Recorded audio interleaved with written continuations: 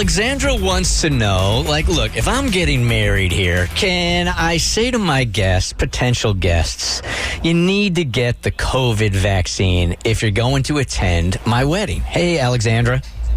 Hey. Hey, all right, give us the deets here. So my fiance and I, we got engaged late last year, so we're just now starting the process of looking at venues and maybe looking to settle on a date. We're hoping for later 2021, and we want to make sure that it's as safe as possible for everyone that's attending. Obviously, there's not many guarantees, but particularly on my fiance's side of the family, there's some people that may not be as careful as we would like, but we would still like them to attend. So this is kind of how the conversation got started between him and I last week of what measures we could put in place, and if it's acceptable, I guess, if for our wedding guests to require them to get the vaccine before attending. Well, the first things first, we don't even know if it's going to be available to everybody. Right. Right. That's the first thing. So it's tough to make on a demand when you don't even know if it's going to be available. When are you guys supposed to get married? Well, we don't. We're very early on. We haven't settled on a venue or a date. We're much more in the idea phase. So obviously, some people, for medical reasons, won't be able to get it as well. So it would be on a case-by-case basis. But assuming it's readily available, we would like everyone to get it who can. I mean, I think that you'd have to, and then I want to get your guys' take on it also. 1-855-BERT show. I think that you have to be prepared for a lot of people that are like, no, absolutely not. I'm not going to attend. And I mean, I love Alexandra a lot, but I just don't feel comfortable yet taking the vaccine. And if she's going to hold her wedding hostage for me to sacrifice what I really believe when it comes to the vaccine, I'm sorry, I'm just not going to attend. You just got to be prepared for that, Kristen.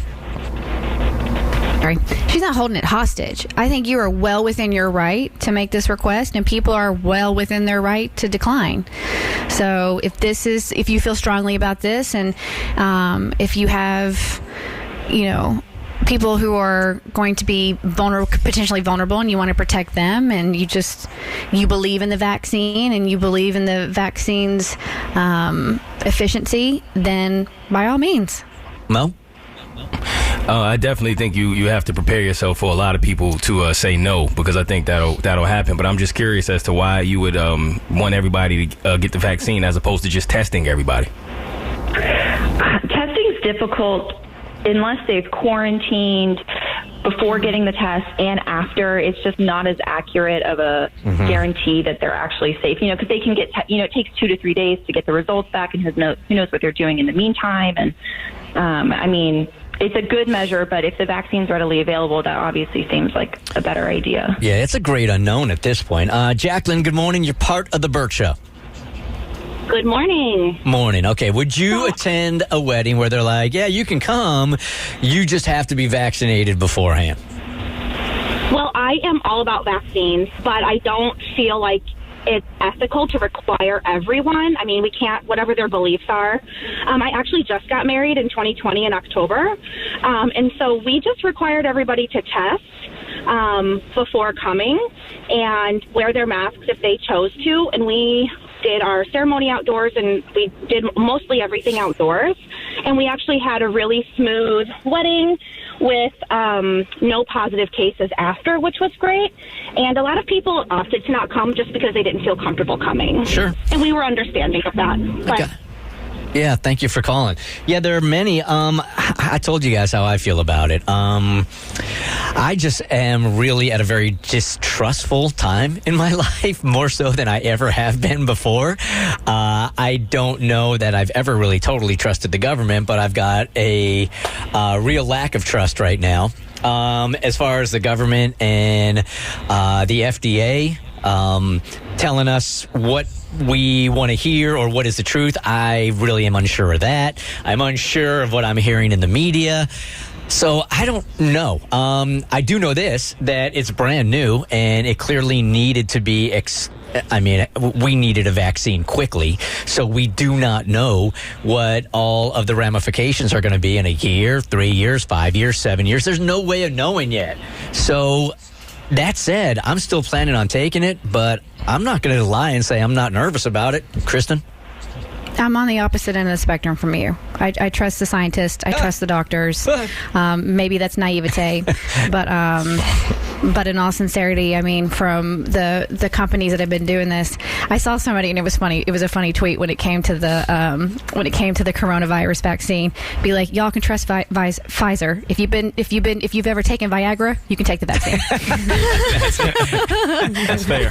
That is true. I don't even trust like the FDA, or they can't even figure out what I'm supposed to be putting in my mouth as far as like what's good for me or not, health wise, or at least what they're telling me. So I don't know about a vaccine. Mo? I don't know. If you eat a Hot Pocket, you should take the vaccine. That's all I'm saying. Mo, what are your thoughts? I'm on the fence, man. I'm still on the fence, to be honest. I need some more information. I need some more time, which we're gonna get, and then I think I'll be able to make a more educated decision when the time comes. But as of right now, I honestly have no idea if I'm gonna take it or not. Cassie? If it makes you feel better, according to Johns Hopkins, with vaccines, if there are going to be any problems, they are more than likely to arise during the testing phase.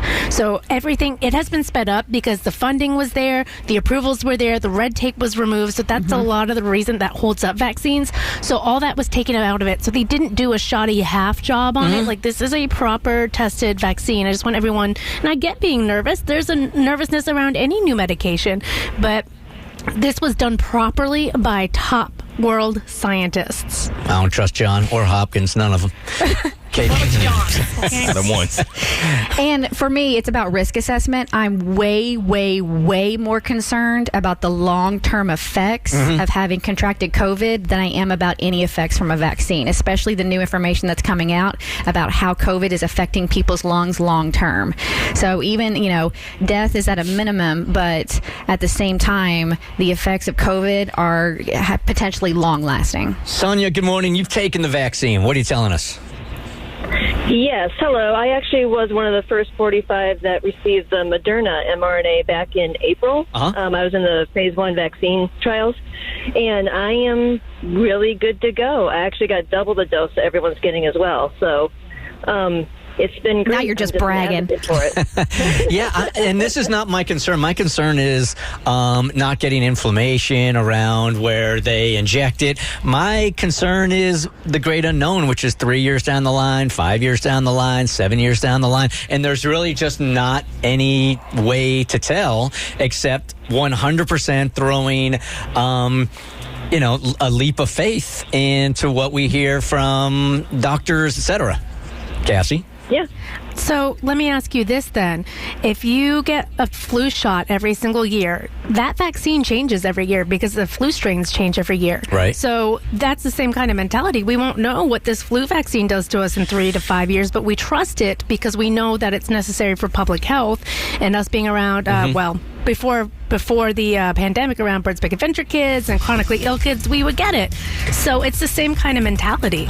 Hey, Jacqueline, so I think it's a great unknown right now. I don't think you got to stress yourself out too much about it right now because you don't even have a wedding date just yet. But so I wouldn't stress yourself out about that too much just yet. Okay, great. Thanks, guys. All right, have a great day. It's The Bert Show. The Bert Show.